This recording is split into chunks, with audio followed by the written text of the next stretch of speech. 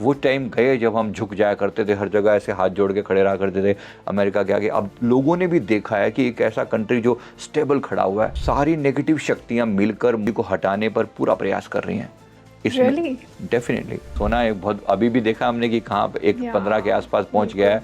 ये बहुत आगे जाने वाला है। हमें 2026 आते के मिड तक पहुंचते पहुंचते ये 1.5 लाख तक जाता दिख रहा है। सर, इस वर्ष 2025 में, जो कि मार्च का साल था, बहुत से नेचुरल डिजास्टर्स भी हमें देखने को मिले। तो 2026 में इन सब को लेकर क्या सिचुएशन दिख रही है आपको? ओवरऑल जो है, जैसे एक्सट्रीम वेदर हमने इस बार झेला, तो वेदर और एक्सट्रीम होने के चांसेस हैं, क्योंकि सोलर फ्लेयर्स वगैरह बहुत ज़्यादा, जिसको सोलर फ्लेयर बोलते हैं, सूरज से उठने वाली जो किरणें हैं उनका लेवल चेंज होता है, उसका इम्पैक्ट बहुत ज़्यादा पड़ने के चांसेस हैं, जिसकी वजह से मौसम में एक्सट्रीम बदलाव आएंगे। मंगल में क्या था, इम्पैक्ट हार्ट चक्रा पे पड़ रहा था, तो रिश्ते इम्पैक्ट कर रहे थे। तो ये चीज़ को अगर मैं अब इसमें कहूँ तो यहाँ पर क्या होगा, सूर्य जो है वो जिम्मेवारी का चीज़ है, मतलब आपको जिम्मेवारी देता है, लीडरशिप की पावर देता है। तो जो भी व्यक्ति अपनी काम को जिम्मेवारी से करेगा उसकी ग्रोथ होएगी। जहाँ उसने थोड़ी सी इग्नोरेंस करी तो उसका सूर्य नेगेटिव भी हो जाता है, और नेगेटिव हो जाए तो डिफेमेशन बहुत होगा। मार्च अप्रैल तक जाते जाते कहीं ना कहीं पाकिस्तान से फिर दोबारा वैसी भिड़ंत होने के चांसेस हैं, जैसे सिंदूर के समय में हुई है, ऑपरेशन सिंदूर के समय चांसेस हैं, बहुत चांसेस हैं। किस कारणवश?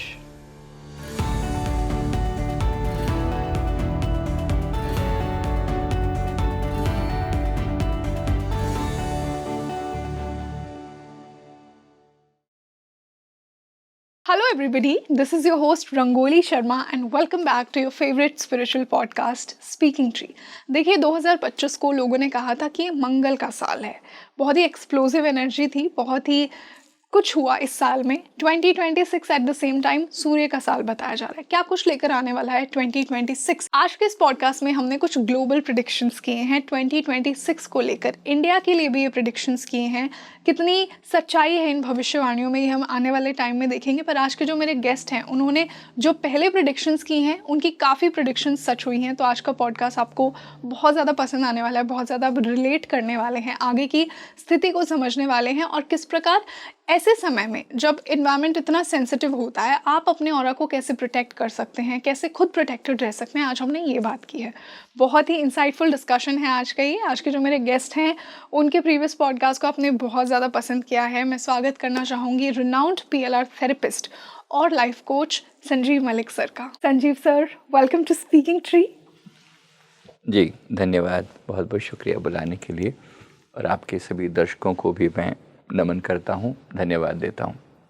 बहुत अच्छा लग रहा है आप फिर से आए, और हमेशा की तरह ही एक बहुत इंसाइटफुल डिस्कशन हमारी ऑडियंस को मिलता है। आप जब भी आते हैं बहुत से ऐसे प्रेडिक्शंस पर बात होती है, डिवाइन एनर्जीज़ पर बात होती है, कॉस्मिक एनर्जीज़ पर बात होती है। और जिस प्रकार मैंने प्रेडिक्शंस की बात की, आपने जो पहले प्रेडिक्शंस किए थे, बहुत से प्रेडिक्शंस वो सच भी हुए हैं। हम ग्लोबल इवेंट्स की बात करते हैं, इंडिया के कॉन्टेक्स्ट में हम इकोनॉमिकल पॉलिटिकल सिचुएशन की बात करते हैं। आज के पॉडकास्ट में हम 2026 में जो इवेंट्स होने वाले हैं उन पर थोड़े प्रेडिक्शंस आपके जानना चाहेंगे कि कैसी क्या सिचुएशन होगी इकोनॉमिकली, और क्या कुछ हमें देखने को मिल सकता है इस आने वाले साल में, क्योंकि बहुत से लोग कह रहे हैं कि 2026 सूर्य का साल है, तो बहुत कुछ बड़े इवेंट्स होने वाले हैं। राइट। देखिए, सबसे पहले तो 2024 में आपके यहीं से हमने शुरुआत की थी प्रेडिक्शंस की। इससे पहले मैं प्रेडिक्शन नहीं किया करता था, तो उसमें हमने स्पेशली जो हमें कुछ डिवाइन विजन्स आते हैं, मतलब साइकिक विजन्स आते हैं, जो हमारे गुरुदेव की कृपा से हमारा ग्रुप ऑफ हीलर्स है, जो हम बैठ कर देखते हैं, जो हमें दिखता है फिर उसको कंपाइल करके हम शेयर करते हैं। 2025 के बारे में बहुत से प्रेडिक्शन सच हुए हैं, दिख भी रहे हैं, हो भी रहे हैं। अनफॉर्चुनेटली बहुत सारी नेगेटिव घटनाएं हमने इस साल में देखी हैं, जिसमें पॉलिटिकली भी बहुत सारी इंस्टेबिलिटीज़, और अलग अलग लेवल पर, यानी कि जो नेचुरल डिजास्टर्स के लेवल पर भी हमने देखा, पानी के लेवल पर कहर, आग के लेवल पर, और नेचुरल घटनाएं जो हुई हैं सब देख रहे हैं। इवन नाउ चीज़ें स्टेबल नहीं हैं, भूकंप और ये सब चीज़ें भी हमने, जो पहाड़ों में हुआ, ये सब हमने देखा जी। अनफॉर्चुनेटली आगे भी कुछ बहुत पॉजिटिव नहीं दिख रहा, इस मामले में नहीं दिख रहा, क्योंकि ओवरऑल जब हमने कहा था 2020 से लेकर 2021 31-32 तक का जो टाइम पीरियड है ना, ये पूरा एक ट्रांजिशन का टाइम पीरियड है, एक मिनी युग परिवर्तन कहा जा रहा है जी, इसे। बहुत से लोग कह रहे हैं 2032 के बाद सतयुग की ही शुरुआत होगी। कुछ हद तक हम ये बात कह सकते हैं, ऐसा है कि एक बड़ा ट्रांजिशन हो रहा है। जी, हम उस ट्रांजिशन के अभी मिड में हैं। अगर आप पूरा टाइम देखो 10 से 12 साल का टाइम पीरियड, हम बिल्कुल मिड में बैठे हैं। कुछ पार्ट घटित हो चुका है और कुछ पार्ट अब इसका सेकंड फेज स्टार्ट हो रहा है 2026 से। यहाँ जो चेंजेस दिखाई दे रहे हैं, काफ़ी बड़े लेवल के चेंजेस दिख रहे हैं। जैसे उदाहरण के लिए जो अभी तक हमने देखा, इंडिया के, हमारे भारत के लेवल पर जो भारत के जो इंटरनल संघर्ष है ना, वो सबसे ज़्यादा है। तो इसमें जो दिख रहा है कि एक तो भारत की हमारी मंगल की महादशा जो है वो शुरू हुई है। मोदी जी का भी समय बदला है, उनका भी बर्थडे अभी था और मंगल की महादशा भी अभी शुरू हुई है हमारे देश की। इन सारी चीज़ों को भी देखते हैं तो और एनर्जी लेवल पर जो हमें दिखाई पड़ रहा है, तो बहुत सारे दंगे फसाद बहुत दिखाई दे रहे हैं अभी आने वाले अभी हम मतलब अक्टूबर से शुरू करें तो अक्टूबर, नवंबर, दिसंबर में बहुत सारा अगले मतलब 90 डेज जो है ना, लगभग ये अब से लेकर दिसंबर एंड तक काफ़ी ज़्यादा ख़राब दिख रहे हैं कि जगह जगह पर दंगे फसाद की खबरें आएंगी। अब इसमें क्या हो रहा है कि ख़ास तौर पे जो स्टेट सबसे ज़्यादा प्रभावित होते हुए दिख रहे हैं, उसमें पहला है वेस्ट बंगाल, यूपी, पंजाब, बाकी असर और जगहों पर भी रहेगा, लेकिन ये 3 मुख्य तौर पर रहेंगे। जो हमें बंगाल में दिख रहा है ना, वो बहुत ख़राब है, बड़ा दुर्भाग्यपूर्ण सा है। लेकिन बंगाल के लोगों को मतलब एक तरीके से ब्लड बाथ जिसको कहते हैं ना, ऐसा बहुत दिखाई पड़ेगा। बहुत बार बार वहाँ दिक्कतें आएंगी, क्योंकि वहाँ की गवर्नमेंट भी और वहाँ के जो पॉलिटिकल लीडर्स हैं वो उनका, ममता के बारे में मुझे इससे ज़्यादा कहना ठीक नहीं है, but she is not taking care of the things the way जैसा होना चाहिए वैसा ना करके वो चीज़ों को बहुत अलग तरीके से ले रही हैं। यूपी में चीज़ें बिगड़ेंगी जरूर, लेकिन पावर मौजूद है वहाँ पर। आपने भी रिसेंटली सुना होगा, बरेली में बहुत बड़ा विस्फोटकों का एक जखीरा पकड़ा गया है ना, तो वो बहुत बड़ी बात है। सोच के देखिए, अगर ये फैल जाता तो पूरे यूपी में कहाँ कहाँ दंगे होने थे, कितना यूपी जलता। मतलब ये लिटरली हमें दिख रहा था, लेकिन एक उनकी मुस्तैदी से, उनकी पावर से चीज़ों को कंट्रोल कर लिया गया। तो चीज़ें बिगड़ने के चांसेस होते हैं, लेकिन बात वही है कि जो बताया जा रहा है इंडिकेटिव है वो। अब ये सेम चीज़ हमें पंजाब में भी बहुत गड़बड़ होती दिख रही है। पंजाब को कहीं ना कहीं इग्नाइट किया जाएगा, फंडिंग होती है बाहर से, कनाडा से, यूएस से, सब जानते हैं, इस बात को कहने की ज़रूरत नहीं है कम से कम। लेकिन इस वक्त ये ज़रूर है कि हमारी जो गवर्नमेंट बैठी हुई है, हमारी जो पॉलिटिकल लीडर्स हैं वो बहुत स्ट्रॉन्ग उसमें हैं, तो बहुत जगह पर चीज़ें बिगड़ती हैं फिर पकड़ में भी आ जाती हैं। हमें उसका एक अंश दिखाई पड़ता है, लेकिन पीछे बहुत कुछ घट चुका होता है। अभी जो दिख रहा है ना होता हुआ, ये पॉलिटिकल मतलब इस लेवल पर दंगे फसाद बहुत ज़्यादा होते हुए दिख रहे हैं। बार बार भड़काया जाएगा लोगों को। जो मंगल है ना, मंगल हमेशा संघर्ष दिखाता है, लड़ाई मार झगड़े, ये सब जो है इंटरनल लेवल पर भी और एक्सटर्नल लेवल पर भी। तो ये जो इंटरनल लेवल पर तो दिख ही रहा है यहाँ पर जो मैंने आपको कहा, लेकिन कोई भी आतताई, कोई भी दंगाई जो है ना अब बचेगा नहीं। ये साथ में ये भी उतना ही पावरफुली दिखाई दे रही है बात कि जो गवर्नमेंट है वो स्ट्रॉन्ग है, पावरफुल है। दूसरी जो दिख रही है जो बात जो प्रॉब्लमेटिक दिख रही है, वो स्टैम्पेड के बारे में हमने पहले भी बोला था कि स्टैम्पेड होगी। अब स्टैम्पेड देखो अभी भी हुई ना, कि 40 से ज़्यादा लोग बिना कारण के जो है ना, वो एक्टर विजय की रैली में जो थे वो लोग, किस प्रकार से उनको इतने सारे लोगों को अपना जान गंवानी पड़ी, उचित नहीं है। ये और भी दिख रहा है हमें, दुर्भाग्य से उसी साइड में ही दिखाई दे रहा है। मतलब कहीं ना कहीं किसी बड़े मंदिर में स्टैम्पेड की हमें वो दिखाई पड़ रही है कि एक और बड़ी स्टैम्पेड जिसमें बड़े लेवल पर कैजुअलिटीज़ हो सकती हैं। भगवान ना करे बात हो, लेकिन ऐसी होने की संभावना दिख रही है। तो एक जो प्रॉब्लम ये भी, मतलब ये अक्टूबर नवंबर के टाइम पीरियड में ही है ऐसा। ओके सर, और क्या मेजर प्रॉब्लम्स दिखाई दे रही हैं इस आने वाले समय में, 2026 को स्पेसिफिकली ध्यान में रखते हुए? इस साल के भी 3 महीने बचे हैं। नवंबर दिसंबर में भी ना ऐसा ही, एक तो हमें रेल दुर्घटना के बारे में हमने पहले भी बोला था, वो अभी भी फील हो रही है कि एक बड़ी रेल दुर्घटना की ऐसी आशंका दिख रही है होते हुए। प्रोटेक्टिव मेजर नहीं लिए गए तो बहुत बड़ी दुर्घटना का चांस दिख रहा है नवंबर में।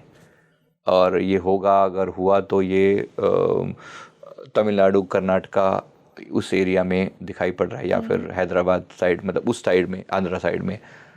पर प्रोटेक्टिव मेजर लिए जाएं तो चीज़ें बिल्कुल बच जाएं, ऐसा ना हो, मैं प्रार्थना करता हूं।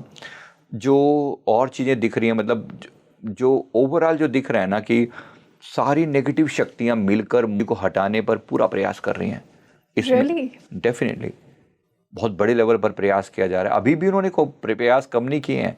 ये तो हमें खबरें बहुत कम आती हैं, लेकिन उन्होंने बहुत ज़्यादा खराब तरीके से, मतलब मोदी जी को हटाने के लिए हर संभव तिकड़म लगाई है। जो एंटी पार्टी है, हमारी जो विपक्ष है, उसने भरपूर प्रयास किया और कर रहे हैं। शांत नहीं बैठे हैं लोग, और भी प्रयास करेंगे, और भी प्रयास अभी जारी रहेंगे। तो ये संघर्ष जो है हमारे आदरणीय मोदी जी को भी और हमारी पूरी गवर्नमेंट को ये झेलने को मिल सकता है, और उनके साथ साथ पूरे देश को झेलने को मिल सकता है।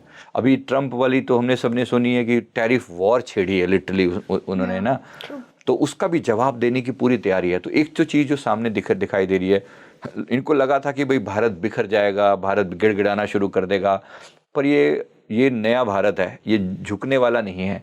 और झुकने वाला नहीं है का मतलब अब पॉलिटिकली हम इस लेवल पर हैं जहाँ पर हम अमेरिका की आंखों में आंखें डाल के बात कर सकते हैं। तो ये बहुत पॉजिटिव है, ये बहुत स्ट्रॉन्ग है। वो टाइम गए जब हम झुक जाया करते थे, हर जगह ऐसे हाथ जोड़ के खड़े रहा करते थे अमेरिका के आगे। अब लोगों ने भी देखा है कि एक ऐसा कंट्री जो स्टेबल खड़ा हुआ है, इन स्पाइट ऑफ तुम कितने भी वो लगाए जा रहे हो, टैरिफ लगा रहे हो, और वो टैरिफ तो सबके साथ खेल रहा है। जैसे गली का दादा नहीं होता कोई गुंडा मतलब टाइप का, मैंने बोल दिया कि ये टैरिफ है तो है। समहाउ ट्रम्प का जो बिहेवियर है बहुत ज़्यादा वियर्ड है, बहुत ज़्यादा। और वो एक नोबेल शांति पुरस्कार चाहने के लिए मतलब कितने फेक तरीके से, अलग अलग तरीके से ये दिखाने की कोशिश करना कि देखो मैंने करवाया। तो ये बहुत ज़्यादा ओवरऑल मैं ये कहना चाह रहा हूँ कि सारा जो उनकी एक डीप स्टेट जो है, आपने सुना ही होगा, मतलब वो उनकी जो इंटरनल पावर जो है, डीप स्टेट जो है, वो किसी भी देश को अनस्टेबल करने में पूरा प्रयास करते हैं। और हमने हमारे आसपास में सब जगह ही तो प्रयास किया उन्होंने। नेपाल की गवर्नमेंट कैसे हिल गई, हटा दिया ना चारा पूरी तरह से। और यहाँ देखो इसी तरह से बाकी सब जगह भी तो यही हुआ है ना। हमारे आसपास में देखो तो जो बांग्लादेश में क्या हुआ है, ये भी यही सब यहाँ पर भी हुआ। और भी चारों तरफ, श्रीलंका में क्या हुआ है, पाकिस्तान तो सदा से उनकी तरफ है ही है। तो कहीं ना कहीं ये सारा जो सिचुएशन क्रिएट की जा रही है ना, गवर्नमेंट को हटाने के लिए भरपूर प्रयास किया जा रहा है। पर ऐसा कोई नेगेटिव हमें नहीं दिखता कि हट जाए, गवर्नमेंट चली जाएगी या गवर्नमेंट झुक जाएगी, ऐसा तो नहीं दिखता। लेकिन हाँ, प्रयास बहुत बड़ा है। तो एक चीज़ यहाँ पर मैं कहना चाहूँगा, जो भारत से टकराएगा चूर चूर हो जाएगा। या फिर से इस चीज़ को रिपीट कर रहा हूँ कि जब ऐसा कोई भी अटैक हुआ है ना, तो वो सब चीज़ों को हमारे देश में अब उतनी पावर है, और ख़ास तौर पे पॉलिटिकल जो इसमें लीडर बैठे हैं, मैं नमस्कार करता हूँ इन सबको, बिना किसी पॉलिटिकल मोटिव के। मेरा ऑब्जेक्टिव सिर्फ इतना सा है कि दिखता है कि लोग कितने पावरफुल हैं, they are trying all their best. सबसे बड़ी बात है, भारत को आत्मनिर्भर बनाने की जो कोशिश हो रही है। ट्रंप ने जो ये वॉर छेड़ दी है ना, एक तरीके से डिजिटल लेवल पर भी वॉर ही है ना, तो भारत इंडिपेंडेंट बनने की कोशिश कर रहा है। अभी सारे के सारे, जैसे माइक्रोसॉफ्ट ऑफिस की जगह पर जो हो आ रहा है, आपने सुनी होंगी सारी बातें, कैसे वो सारा प्रयास किया जा रहा है।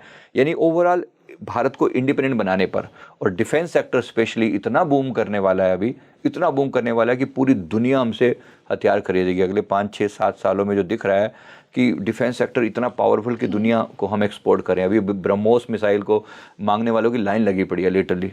सर, आई बिलीव कि इंडिया की एक पावर का बहुत बड़ा रीज़न यहाँ की भक्ति और स्पिरिचुअलिटी भी है। एंड आई थिंक हमारे लीडर्स भी उसे उतना ही प्रमोट करते हैं। बिल्कुल, दोनों चीज़ें ज़रूरी हैं। बाकी जो इसके अलावा जो चीज़ें दिख रही हैं, अगर आप वैसे देखो तो इकोनॉमिकली भी हमारी जो हालत है ना, वो काफ़ी अभी अमेरिका में एक जो वहाँ का रियल एस्टेट है, और वहाँ का जो डॉलर के कारण जो प्राइसिंग है, वहाँ की जो कंपनी है ना, एक बहुत गंदा डाउनफॉल आने वाला है नवंबर दिसंबर में। ये आप देखोगे स्पेशली, क्योंकि ये जो ट्रम्प जो इन्होंने अपनी नीतियाँ बनाई है ना, ये ओवरऑल बहुत ख़राब कर रहा है चीज़ों को। इसकी वजह से इंडिया पे बहुत बड़ा इम्पैक्ट पड़ने वाला है, मतलब इकोनॉमिकल डाउनफॉल की तरफ ले जाए। हालांकि हमारी ग्रोथ कम नहीं होगी, लेकिन फिर भी एक इम्पैक्ट होता हुआ दिख रहा है। तो एक चीज़ ये भी है, प्लस ये भी साथ में लेकिन इसका मतलब ये है कि साइबर अटैक होने की बहुत तैयारी हो रही है। मतलब ये देखना कि वो चीज़ें होंगी, तो कहीं ना कहीं अपने आप को सेफ रखना बहुत ज़रूरी है। मतलब हम सब भी, क्योंकि बैंकों पर अटैक करने की ऐसी दिख रही है, जनवरी के आसपास में, जनवरी 2026 के आसपास में बड़ा साइबर अटैक होने के चांसेस हैं। तो ये एक पार्ट है। दूसरा, इस बार जो ठंड के टाइम में, सर्दी जैसे जनवरी के आसपास में, उसमें दिल्ली एनसीआर में पोल्यूशन लेवल एक्सट्रीम लेवल पर मतलब जाएगा, और इस हद तक की मतलब दम घोंटू हवा जैसे इससे पहले भी एक्सट्रीम पहले भी जो होती रही अभी हैं है। चीज़ें, हाँ पहले भी होती रही, लेकिन अभी और ख़राब होती दिख रही हैं।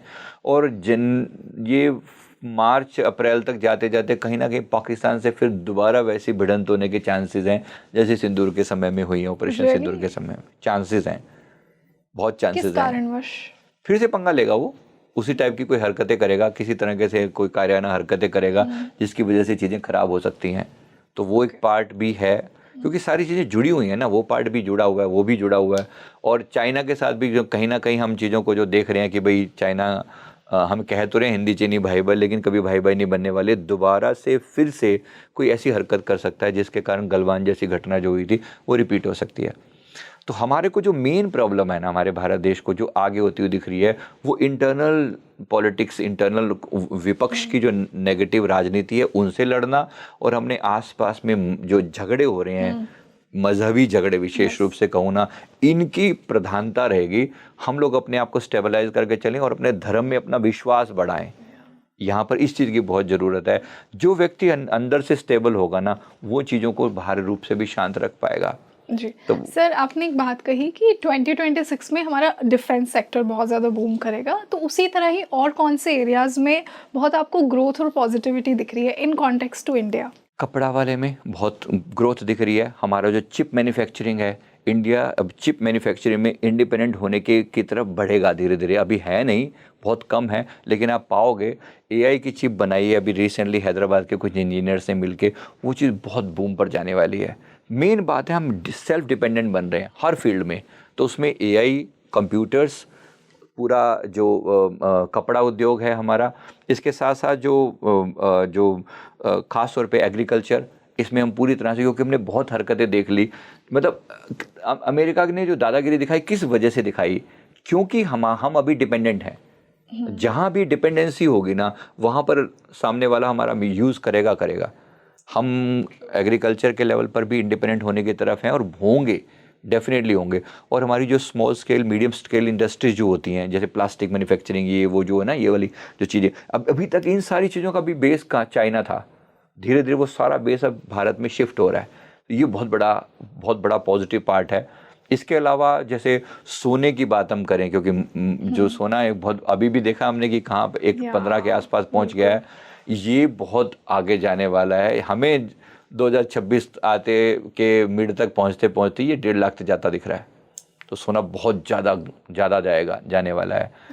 लेकिन जो हमारे स्टॉक्स हैं, इसमें बहुत बड़ा चेंज दिखाई दे रहा है। बहुत बड़ा डाउनफॉल जो है नेगेटिवली इम्पैक्ट होगा, क्योंकि यूएस में जब मार्केट क्रैश हो गई तो उसका इम्पैक्ट यहाँ पर जरूर पड़ेगा स्टॉक मार्केट में, और ये चेंज बड़ा डीप होगा, लगभग 20% तक जा सकता है ये। तो एक नेगेटिव पॉजिटिव फेज जो आएगा वो दिसंबर में आने के चांसेस हैं। सर, इस वर्ष 2025 में, जो कि मार्च का साल था, बहुत से नेचुरल डिजास्टर्स भी हमें देखने को मिले, तो 2026 में इन सब को लेकर क्या सिचुएशन दिख रही है आपको? 2026 जो है वो सूर्य का साल है ना। तो सूर्य का एक गुण क्या होता है, पॉलिटिकल लेवल कहें तो वो लीडरशिप को दिखाता है, और अगर नेचर के हिसाब से कहें तो सूरज की हीट और उस तरफ बात चली जाती है। ओवरऑल जो है, जैसे एक्सट्रीम वेदर हमने इस बार झेला, तो वेदर और एक्सट्रीम होने के चांसेस हैं, क्योंकि सोलर फ्लेयर्स वगैरह बहुत ज़्यादा, जिसको सोलर फ्लेयर बोलते हैं, सूरज से उठने वाली जो किरणें हैं उनका लेवल चेंज होता है, उसका इम्पैक्ट बहुत ज़्यादा पड़ने के चांसेस है, जिसकी वजह से मौसम में एक्सट्रीम बदलाव आएंगे। तो वो एक चीज़ जो है वो आप जून, जुलाई, अगस्त में अगले साल में 2026 में ऐसा दिखाई दे रहा है। दूसरा, अगर इसको इसी चीज़ का, क्योंकि इम्पैक्ट इंसान के ऊपर क्या पड़ता है, इंडिविजुअल के ऊपर, मंगल में क्या था, इम्पैक्ट हार्ट चक्रा पे पड़ रहा था, तो रिश्ते इम्पैक्ट कर रहे थे। तो हमने पिछली बार भी ये सलाह दी थी कि अपने रिश्तों को संभाल के रखना। यानी मंगल में क्या होगा, छोटी छोटी बातों पर गुस्सा बहुत आएगा, एग्रेशन बहुत होगा। तो ये चीज़ को अगर मैं अब इसमें कहूँ तो यहाँ पर क्या होगा, सूर्य जो है वो जिम्मेवारी का चीज़ है, मतलब आपको जिम्मेवारी देता है, लीडरशिप की पावर देता है। तो जो भी व्यक्ति अपनी काम को जिम्मेवारी से करेगा उसकी ग्रोथ होएगी। जहाँ उसने थोड़ी सी इग्नोरेंस करी तो उसका सूर्य नेगेटिव भी हो जाता है, और नेगेटिव हो जाए तो डिफेमेशन बहुत होगा, यानी कि अपमान होगा और बहुत ज़्यादा। तो जो लोग भी सरकारी जॉब्स में हैं या वो भी, और जो किसी अच्छे ओहदे पर हैं, ये सब सूर्य को रिप्रेजेंट करते हैं। अगर ये कुछ गड़बड़ करेंगे, या घर का जो बड़ा मुखिया भी है, जो भी सूर्य के रिप्रेजेंटेटिव हैं इन जनरल, ये सब को अपना एक अच्छा रोल प्ले करना पड़ेगा। अगर आप नेगेटिव हुए तो एकदम डाउनफॉल में जाओगे बुरी तरह से, ये मैं सबके लिए बोल रहा हूँ। तो घर के जो लीडर्स हैं या मुखिया हैं, जो बड़े हैं उस लेवल पर भी, और जो देश के मुखिया हैं, लीडर्स हैं, वो भी, अब उनकी गलतियां बर्दाश्त नहीं होंगी। जो पॉजिटिव रहेंगे वो बहुत ग्रो करेंगे, और जो नेगेटिव होंगे बुरी तरह से डाउनफॉल में जाएंगे, और उनकी छोटी छोटी गलतियां एकदम हाईलाइट होंगी। तो उसको थोड़ा ध्यान रखने की ज़रूरत है। हर व्यक्ति कोशिश करे कि अपने अंदर पॉजिटिवली सूर्य को एक्टिवेट करे। सूर्य का साल ग्रोथ का साल भी है, और होना भी चाहिए। जब एक हमने इतना डिप देखा है, उसके बाद हमेशा पॉजिटिव की तरफ बूम आना चाहिए। तो ये हमारे भारत के ग्रोथ का भी समय है, और हमारी इंडिविजुअल ग्रोथ का भी समय है। अगर व्यक्ति अपनी थोड़ी सी पर्सनल लेवल पर देखे तो मेडिटेशन में, ध्यान में, इन चीज़ों में बहुत पॉजिटिव जाना चाहिए ये। सर, जैसा आपने मेडिटेशन ध्यान की बात की, आई थिंक जैसा मैंने पहले भी कहा कि एक स्पिरिचुअल एक्सपेंशन हो रहा है। जो हीलिंग मोडालिटीज़ हैं, एस्ट्रोलॉजी हो गया, इनको लेकर भी लोगों में बहुत अवेयरनेस आ रही है। तो क्या आपको लगता है कि इस साल में यहाँ पे भी बहुत ज़्यादा ग्रोथ होगी, बहुत एक्चुअल ऑथेंटिक हीलर्स हमें मिलेंगे? Yes, definitely. अभी भी हमने देखो, चाहे मंगल का साल था, तो इस दौरान भी हमने बहुत से लोगों के अंदर हार्ट चक्र या तो एक्टिवेट होगा पॉजिटिवली, या फिर वो डिमिनिश करेगा उस व्यक्ति को। यानी या तो वो गुस्से की तरफ जाएगा व्यक्ति, या वो बहुत अच्छा हीलर बनेगा। अब हार्ट चक्र के साथ सबसे सारी चीज़ें जुड़ी हुई हैं। सूर्य के साथ भी है तो एक पावर का सोर्स ना, वो पावर का सोर्स जब आपने आएगा लाइफ में, तो या तो आप बहुत ज़्यादा जिम्मेवारी वाला भाव फील करोगे, और अगर नेगेटिव हुआ तो फिर आपका डिफेमेशन और आपका अपमान और उस तरफ भी जा सकते हैं। तो थोड़ा सा यहाँ पर अगर ख्याल रखेंगे तो यस, ये ट्रू है कि हमारे पास और अच्छे लेवल पर जितनी स्पिरिचुअलिटी की ग्रोथ अब हुई है ना, सूर्य और ग्रोथ देगा, और अच्छे से ग्रोथ देगा। और जिन चीज़ों के, जिन टॉपिक्स को अभी तक बहुत कम लोग या बहुत नेगेटिवली लोग इसको मानते थे, इस साल में कितना चेंज आया है। चलो इसमें हमारा, आपका, चलो समझो इस चैनल का भी बड़ा रोल है। पॉडकास्ट का लोगों के दिमाग में एक क्रेज़, यानी ज्ञान को पाने की क्रेज़ पैदा हुआ है। ये क्रेज़ बड़ी बात है, hunger for knowledge. Hunger for knowledge. तो ये आपकी ग्रोथ में सहायक बन रही है। वरना कहाँ लोगों को होता था ये पुरानी बातें हैं, ऑर्थोडॉक्स बातें, ऐसी बातों से मतलब हमें कहा जाता। लेकिन अब देखो कितना ओपन हो रहा है। आजकल लोग, आई थिंक, न्यूमरोलॉजी, एस्ट्रोलॉजी, इनके बेसिक्स तो बहुत लोग अवेयर हैं। सबको पता है मेरा नंबर ये है, मैं इस प्लैनेट से रूल्ड हूँ, ये प्लैनेट प्रधान है मेरी कुंडली में। But sir, at the same time I think बहुत से सिंस राहु का समय भी है, ये तो बहुत फेक चीज़ें भी फैलाई जाती हैं, बहुत स्कैमिंग वाली चीज़ें जो ऑथेंटिक नहीं होती हैं। तो क्या ये भी और बढ़ने के चांसेस हैं जहाँ पे लोग फॉल्स इन्फॉर्मेशन शेयर कर रहे हैं? देखो, नेगेटिव पॉजिटिव होगा तो नेगेटिव कुछ परसेंट तो जाएगा, है ना। जहाँ पर भी सही नोट चलेगा तो कुछ तो फेक चलेगा। लेकिन ये मान के चलना चाहिए, अब इतनी सच और झूठ की पहचान तो अपने अंदर जरूर डेवलप करनी चाहिए। मान के चलो कि 80-20 का रेशो हमेशा बना रहेगा, इससे ज़्यादा ना हो, इतना तो हमेशा रहता है। सच होगा तो झूठ होगा ही होगा, अच्छी करेंसी चलेगी तो फेक भी चलेगी। लेकिन कहीं ना कहीं इतना तो हमें जान लेना चाहिए कि सच क्या है, झूठ क्या है, और झूठ को सज़ा मिलेगी, ये भी ट्रू है। क्योंकि अब सूर्य के साथ ये है कि सूर्य फिर बर्दाश्त नहीं करता, या तो बंदा चढ़ेगा और या फिर गिरेगा तो इतनी बुरे से गिरेगा कि उसका अस्तित्व समाप्त हो जाएगा। ये दोनों बातें अपनी जगह पर ट्रू हैं। और आने वाले समय में, जैसे हमने कहा था, एक वर्ड यूज़ किया था, 3D to 5D ट्रांजिशन। अब ये ट्रांजिशन का फेज़ है। 5D का मतलब होता है ज्ञान में जीना, 3D का मतलब था केवल अपने इंडिविजुअल स्वार्थपूर्ण जीवन में जीना। तो वो 3D समझो 2020 तक था।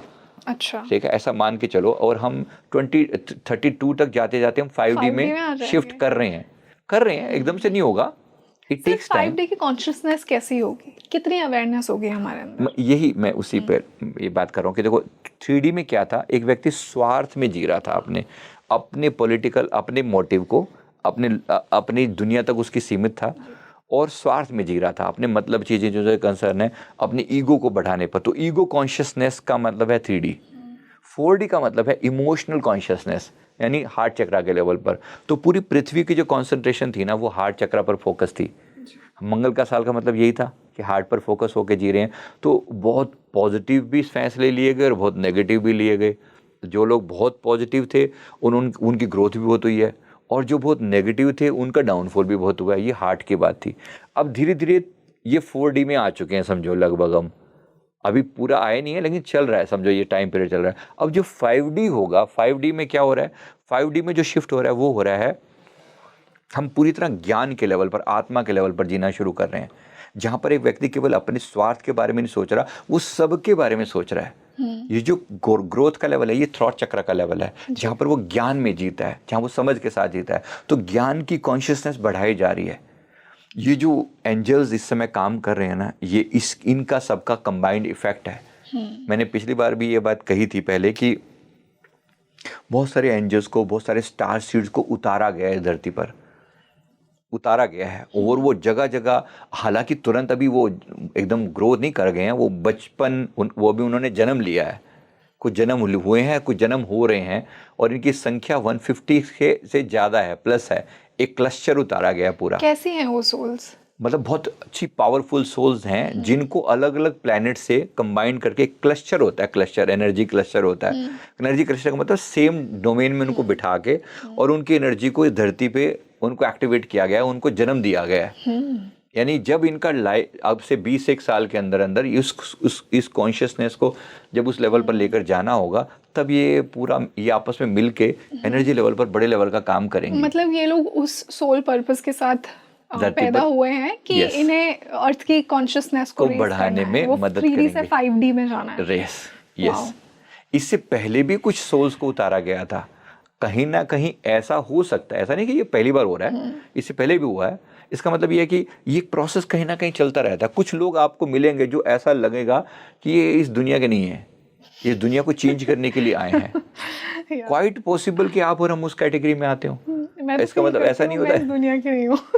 मे बी आपके अदर वर्ल्ड, मे बी आपके जो व्यूअर्स हैं वो भी शायद इस बात को समझे। मैं कुछ एक सिम्टम बताता हूँ, हाँ? शायद आपको समझ आए कि आप भी एक स्टार सीड हो। कैसे क्या पता आपको भी कोई चीज ऐसा आपको कैसे पता लगेगा कि मैं या जो मेरे व्यूअर्स ये देख रहे हैं, हम सब स्टार सीड हैं, हम एक हायर पर्पस के लिए यहाँ पे उतारा गया है, हमारा एक बिगर पर्पस है। कुछ बातें जो आप अपने अंदर नोट कर सकते हैं जिससे आपको ये पता चले कि आप एक स्टार सीड हैं। इसमें जो सबसे पहली चीज़ होती है कि ऐसे लोगों को कहीं ना कहीं बचपन से ही ना एक अलग सा अलगाव जैसी चीज़ फील होती है कि मैं इस दुनिया से पूरी तरह कनेक्ट नहीं करता। डिटैचमेंट जैसी फील होती है। और ये भी कि यहाँ की जो छोटी छोटी, जैसे आम लोगों का बचपन होता है कि वो पूरा खेल पेल में मस्त हैं, या फिर उनको वो सामान्य बातों से थोड़ा डिफरेंट लगेगा। They will feel they are more mature. और मुझे लगता है कि कहीं ना कहीं वो चीज़ ऐसी आती है इनको कि कहीं ना कहीं ये मेरे लिए नहीं है और मैं कुछ और चीज़ से बिलोंग करता हूँ या करती हूँ। एक चीज़ जो बहुत ज़्यादा लगेगी, अकेलापन बहुत अच्छा लगेगा इनको, सीरियसली अच्छा लगेगा। और ये कभी ना कभी भीड़ से अलग होकर अपनी अलग ही दुनिया में लॉस्ट जैसा फील करेंगे। दूसरी जो चीज़ होती है वो इनको नेचर से और सितारों से खासतौर पे बहुत ज़्यादा कनेक्शन फील होगा। इज समवेयर ओवर देयर, मेरा कहीं मैं यहाँ से बिलोंग नहीं करता, मेरा घर कहीं और है। क्या ये एस्ट्रोलॉजी में फैसिनेटेड होंगे? क्योंकि आपने सितारों की बात, बिल्कुल पॉसिबल है। यस। मतलब ये कहीं ना अंदर के लेवल, अब ज्ञान किसी भी लेवल का हो सकता है कि बेस्ड ऑन की स्टार सीड कौन से उस पर बिलोंग करता है। क्योंकि स्टार सीड का मतलब क्या होता है, अलग अलग प्लैनेट से वो सोल्स आई हैं, अलग अलग कॉन्शियसनेस के लेवल से आई हैं। अब कोई व्यक्ति प्लेडियन सोल है फॉर एग्जांपल, अब प्लेडिया से जो सोल आएगी वो हीलर सोल होती हैं, वो इस दुनिया को हील करने के लिए आई हैं। एंड्रोमेडन सोल जो होती हैं, एंड्रोमेडन सोल जो हैं वो दुनिया की कॉन्शियसनेस को रेज करने के लिए आई हैं। उसमें कुछ रूलर सोल भी होती हैं, मतलब वो हो सकता है वो पॉलिटिकली स्ट्रॉन्ग हो या वो नॉलेज के लेवल पर बहुत स्ट्रॉन्ग हो, ऐसी सोल भी होंगी। इसी प्रकार से अलग अलग जो लेवल की सोल्स होंगी ना, वो सीरियस बी करके प्लैनेट है, वहाँ से जो आते हैं उसको सीरियन सोल्स बोलते हैं, SIRIUS, तो सीरियन सोल्स बोलते हैं। कैसी होती है सोल? ये सोल जो है ना, ये सोल होंगी, ये अपने फील्ड में एक्सपर्ट होंगी, साइंटिस्ट टाइप के सोल भी होती हैं।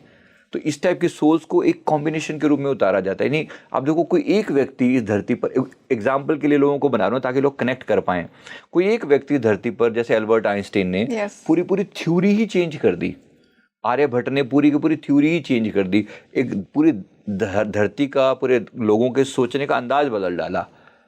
इसी तरह से ये जो सोल्स होती है ना, ये कहीं ना कहीं उस हायर लेवल से आती हैं। तो ये पहले भी आ चुके हैं। तो अब देखा जाए तो एक व्यक्ति, जैसे हम अपनी लता मंगेशकर जी की बात करें, ये भी एक डिवाइन सोल के रूप में आई हैं। जो कि अंदाज बदल देती हैं उनसे पहले और उनके बाद। बात वहाँ से शुरू होती है कि जिन्होंने ऐसा संगीत का वो चेंज किया, मतलब लेवल चेंज किया। अब बात उन्हीं के रेफरेंस में होती है, लता जी से पहले और लता जी के बाद। क्या है, वो सोल आई हैं, किसी डिवाइन पर्पस के लिए आई हैं। तो आम तौर पे इनका गंधर्व लोक होता है, ये गंधर्व लोक से ये सोल्स आती हैं, ऐसा सोचो आप इनको। तो ये अलग अलग हो सकता है, आप और हम भी किसी मोटिव से आए हैं, क्योंकि सबसे आप कनेक्ट नहीं हो पाओगे। जो आम लोगों की जो होगी ना, जैसे अब आपको पार्टी वार्टी ये सब चीज़ें, कहीं ना कहीं आप इनसे डिस्कनेक्टेड फील करोगे कि नहीं, मज़ा नहीं आ रहा वो सब चीज़ों की। जो लोगों की चॉइस है वो मेरी नहीं है, आई एम डिफरेंट। और ये जो चीज़ अगर आप फील कर सकते हैं, डेफिनेटली क्वाइट पॉसिबल कि आप भी एक स्टार सीड हों।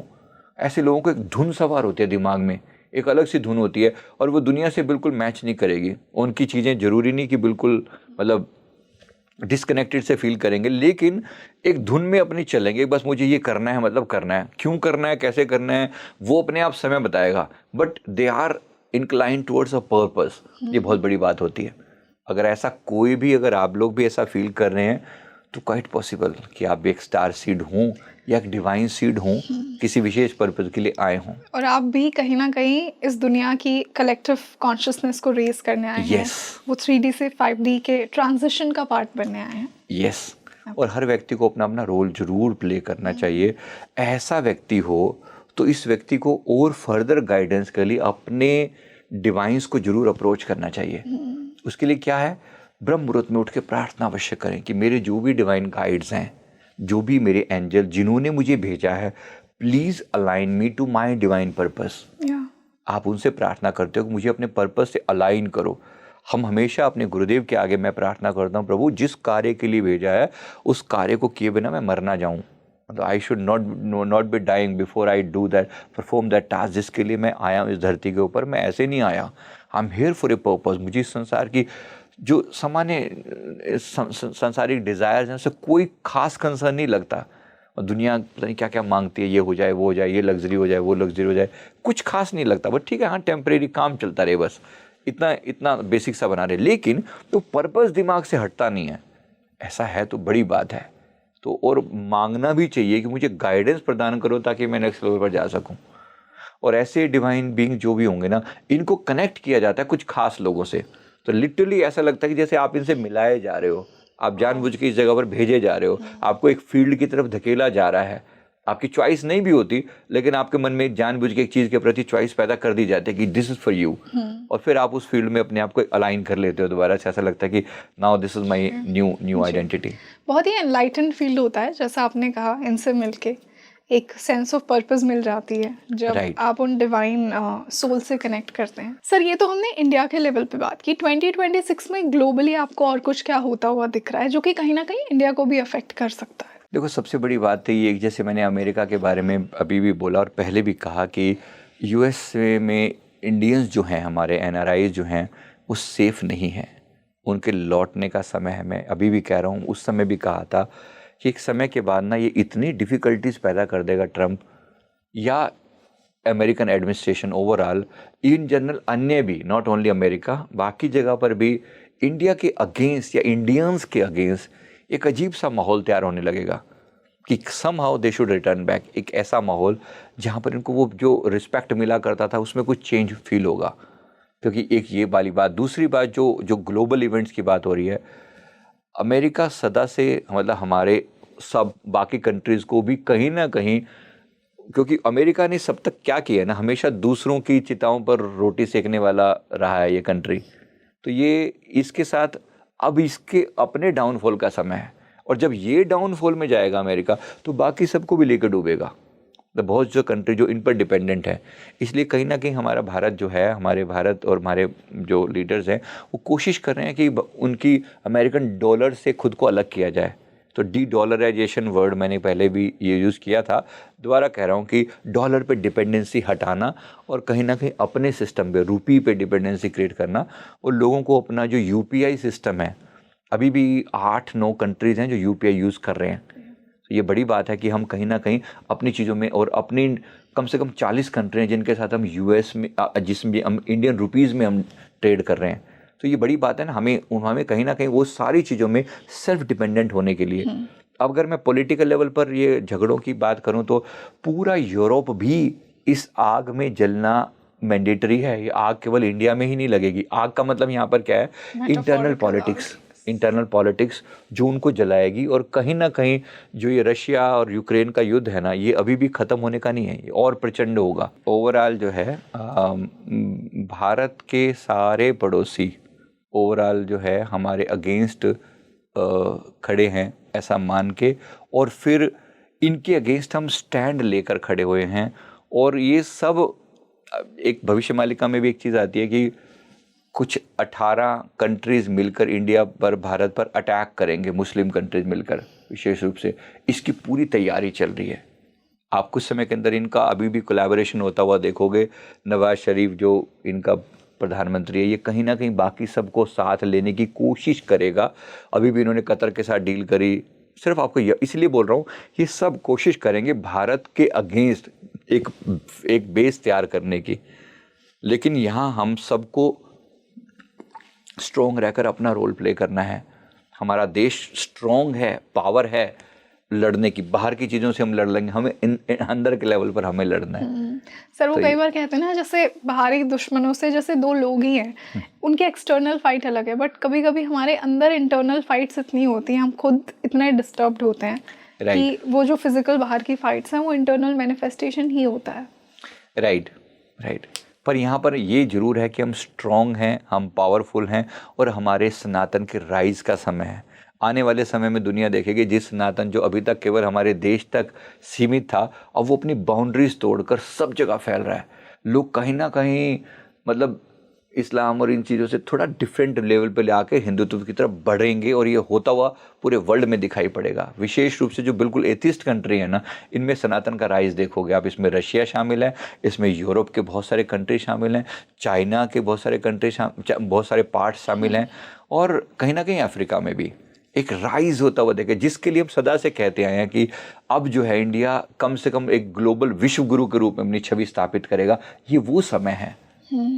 पर वही है ना कि जब कोई नई चीज़ राइज करती है तो बहुत से लोगों को तकलीफ होगी। इसीलिए थोड़ा बहुत पॉलिटिकल ये बात कहनी पड़ती है कि ये लोग ये भारत को स्वीकार नहीं कर पाएंगे इस रूप में, क्योंकि आज तक इन्होंने इस रूप में कभी देखा ही नहीं हमारे हिंदुस्तान को।